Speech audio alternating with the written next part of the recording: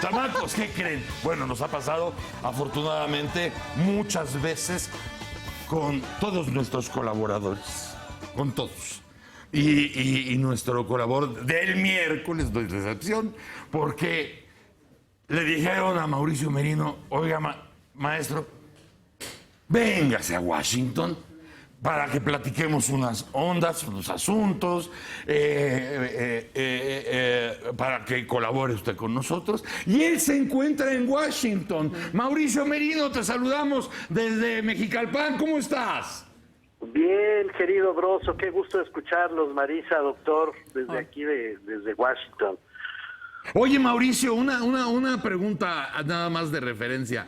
Lo de la tragedia de Francia, ¿a ti ya te tocó en Washington?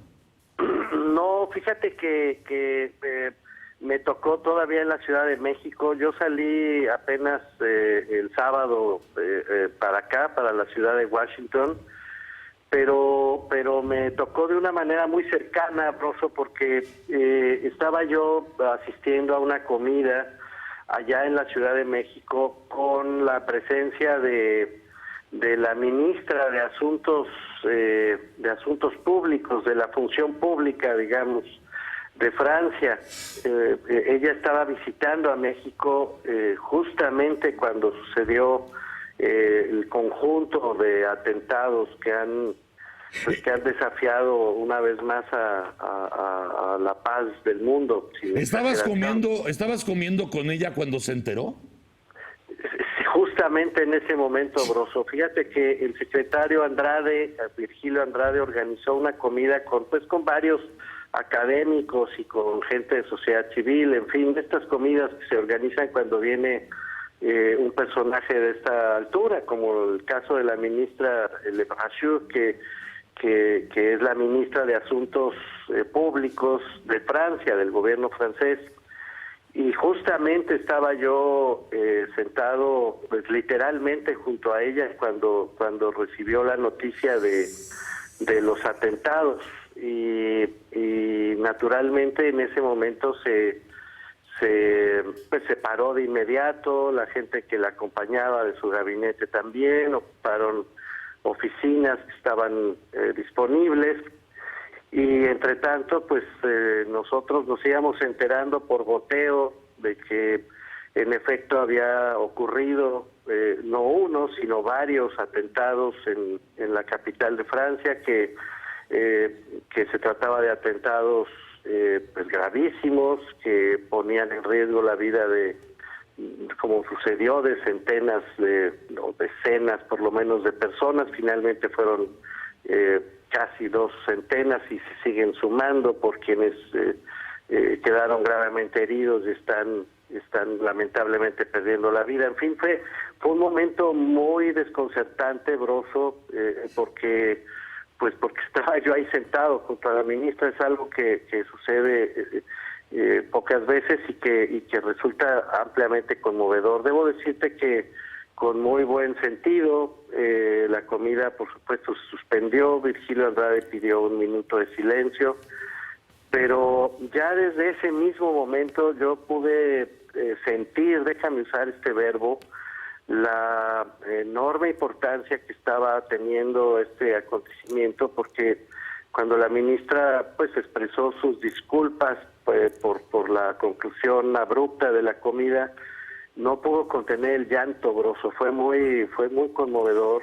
Ella no pudo contener el llanto y añadió entre sollozos literalmente que Francia no se iba a poner de rodillas, que Francia era un país íntegro, que iba a salir adelante y que no se rendiría frente a estos ataques. Básicamente fue el mensaje que le salió del alma en ese momento, y que es decir, era imposible que en ese momento la ministra hubiera recibido, digamos, instrucciones del presidente, porque todo estaba sucediendo en tiempo real. Entonces fue la reacción natural de ella. Y luego, Broso, pues me vine acá a Washington, D.C., donde tengo un trabajo que hacer con el Banco Interamericano de Desarrollo, con el BID, y percibo prácticamente desde mi llegada no un ambiente de pánico ni de digamos miedo generalizado en las calles de Washington, pero sí, dado que hubo amenazas del Estado Islámico precisamente en contra de Washington, de la ciudad de Washington, sí se percibe claramente un clima de tensión. El lunes, por ejemplo, el lunes pasado hubo una persona que resultó ser un enfermo mental, un loquito, que se trepó a una azotea de un edificio cercano a donde está pues el centro neurálgico de Washington, y en apenas unos segundos rodearon las calles, cerraron, en fin, llegó la policía, se hizo un buen lío porque alguien se trepó a una azotea y parecía, pues podría parecer un francotirador, por ejemplo. Es que además, fíjate que te toca ser un hombre de tu tiempo, porque el viernes, cuando se dan esta tragedia en Francia, tú estás sentado al lado de una ministra del gabinete francés que le cae como lo que es, una bomba, como lo que fue. La noticia como lo que fue, y al otro día sales para Washington, blanco anunciado, entre otros lugares del Estado Islámico, ¿no? Y digo, más allá de paranoias, pues desde luego que deben estar en alerta 4, y tú te encuentras ahora en Washington. ¿Hasta cuándo vas a estar ahí? Me regreso ya mañana, Broso. Vine a hacer un trabajo muy concreto para el BID y me regreso. Pero no te vayas a ir a Londres, por ejemplo. Bueno, de hecho, voy a Londres después. Oh, qué sí. pero fíjate, por razones distintas que además ya te contaré, estamos intentando entregar el premio, en fin, de Internacional de Igualdad en Londres. Ya te contaré en su oportunidad. Pero en este momento lo que me parece relevante subrayar es que además hay una tensión política. Washington, la capital de Estados Unidos, es política pura, ¿no? Se huele la política en las calles, déjame ponerlo así. Y bueno, en este momento está en curso las primarias para seleccionar, como sabes muy bien, a los candidatos que después contenderán por la presidencia de la República. Entonces se ha polarizado en estos días enormemente el debate, de manera que los medios también están mandando este mensaje de polarización muy fuerte respecto a la necesidad o no de que Estados Unidos intervenga inmediatamente en el conflicto de manera armada, de manera militar. Digamos que la versión más dura, republicana, de derecha de este país, está poniendo toda la leña al fuego para presionar a la Casa Blanca en el sentido de que Washington tenga una intervención militar directa, inmediata, y se cierren fronteras y se extremen, por así decir, todas las medidas de seguridad nacional, que ya de suyo son bastante intensas en los Estados Unidos.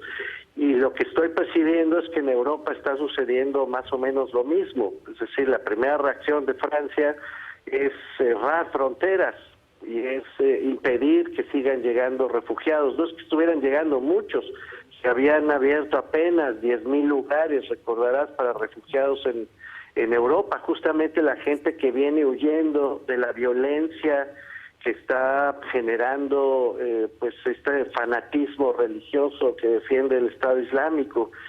Y bueno, eran pocos lugares para ser aceptados, pero los fueron cerrando después del ataque a París, y ahora están prácticamente bloqueadas todas estas personas. Así que, en fin, la tragedia está sucediendo por todos lados. Se trata de no sé cómo transmitírtelo y a tu gente. Es algo completamente nuevo. Esta sí es una batalla, es una guerra cultural en primer lugar, es una guerra basada en creencias religiosas que no están separadas por las fronteras. Es decir, no se trata de personas que viven en Siria o en Irak, a las que puedas atacar en esos lugares y crear una guerra, déjame llamarle así, tradicional, territorial. Estamos frente a una amenaza que tiene que ver con creencias que puede adoptar cualquier persona en cualquier país, y que de adoptarlas de manera violenta, como sucedió en París, entonces no se puede enfrentar un territorio, sino que hay que enfrentar conciencias. Es una cosa muy distinto. Y estas conciencias pueden surgir en cualquier espacio vital en el que nos encontremos. Y esto hace particularmente compleja la situación en la que estamos. Y de otro lado, estresa, déjame ponerlo así, lo hace mucho más compleja la defensa simple, llana, directa de los derechos humanos, Broso.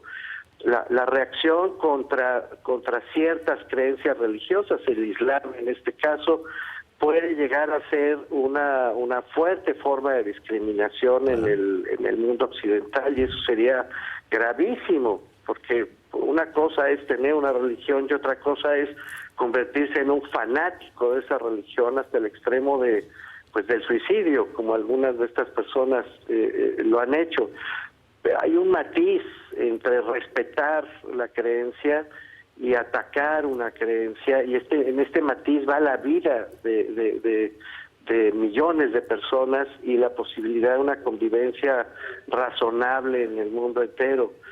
Y esta última parte, es decir, los individuos tomando decisiones respecto a qué quieren creer, en qué quieren creer, y gozar de la libertad para hacerlo sin caer en violencia, pero al mismo tiempo sin que sean discriminados por esas creencias, es probablemente el mayor desafío que estamos enfrentando, Broso. No es un desafío de militares saliendo a dispararse, es algo mucho más sutil y mucho más difícil, y quizá por ello mucho más peligroso también para nuestra convivencia. Es el gran punto de este momento, los flancos de los que nos estás hablando. Por un lado, las religiones, las creencias tan arraigadas que puede ser parte de un credo, o puede ser el fanatismo mismo, pero además también en estos tiempos donde no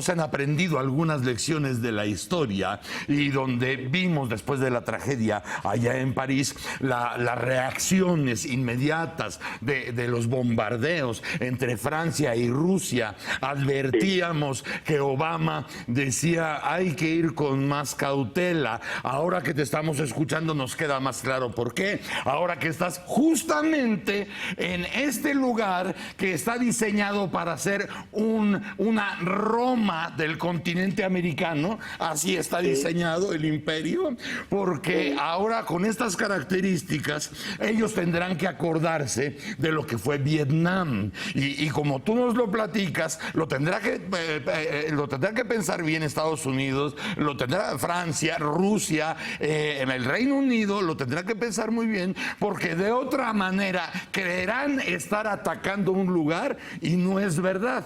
A lo mejor pueden tener a su Vietnam en la casa de al lado o en el patio del vecino. Esa es exactamente la diferencia. No es una guerra de territorios, lo pones muy bien. No es guerra de territorios, no es guerra de nacionalidades. Esta es una posible, ojalá me equivoque, no quiero usar con mucho énfasis el asunto, pero si llega a suceder va a ser una guerra de culturas, de religiones y de individuos fanatizados. Así es. Personas en lo individual. No estamos frente a lo que siempre hemos visto. Es una cosa completamente distinta. Estas personas se pueden involucrar en estos conflictos por Internet. De hecho, así ha sucedido. Se pueden fanatizar a través de Internet, pero la gente en la calle normal de cualquier ciudad, las puede convertir en objeto de discriminación con una violencia no física, sí, pero una violencia cultural y de exclusión que acaba generando a la postre violencia física, Broso. Este es el problema en el que estamos atrapados ahora. Te agradecemos mucho, Mauricio, que desde Washington nos estés hablando con tanta precisión, con tanto tino del asunto que está viviendo nuestro planeta, porque es un asunto del mundo, y por lo pronto deseamos que todo vaya bien para ti en Washington. Yo sugeriría respetuosamente, busques a Emilio Álvarez y Casa para que se refugien en una botella de tequila. Eso sería lo más sabio en estos momentos de tanta violencia en el mundo. Gracias, Mauricio. Gracias, Rosso. Un abrazo para todos. Gracias. Saludos. Mauricio Merino desde Washington. 7:57. Vamos a un corte. Regresamos. ¡Órale!